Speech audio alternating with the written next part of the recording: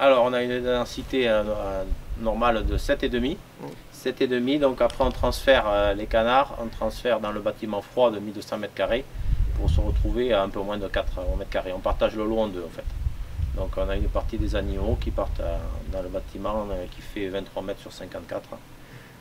Et donc là c'est un bâtiment avec des tôles ajourées, des tôles perforées on appelle ça.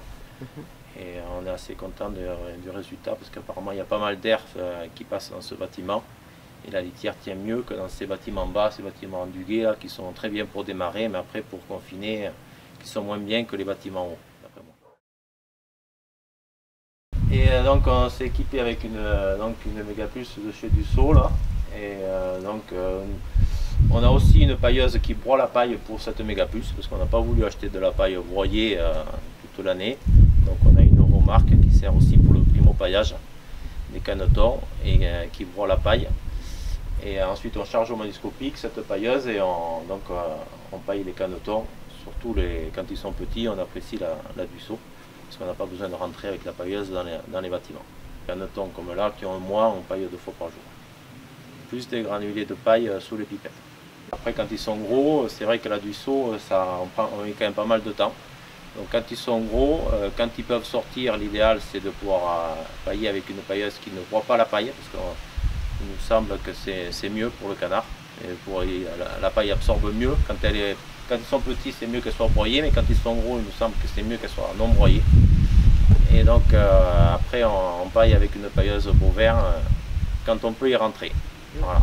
Donc quand les canards sont dehors, c'est idéal, mais en période de grippe aviaire, l'idéal c'est quand même de rester à l'extérieur du bâtiment avec le matériel, donc c'est quand même la Dussault la mieux pour ça. Le plus gros avantage c'est que c'est pour la biosécurité en fait, c'est que le matériel, le tracteur et la pailleuse restent à l'extérieur. À l'intérieur, il n'y a que la personne qui paille qui rentre.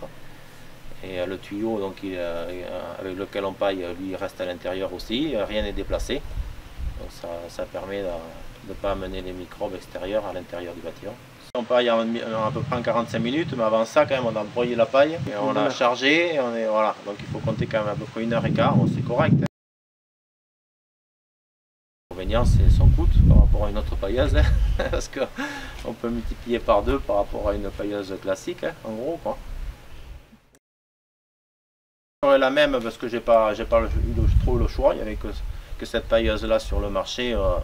Voilà, je ferai la même chose en espérant qu'après chez Dussault on puisse avoir des pailleuses qui nous broient la paille suivant ce qu'on a besoin, hein. Qu'on puisse avoir une pailleuse qui nous broie carrément la paille, ça doit sortir en 2022.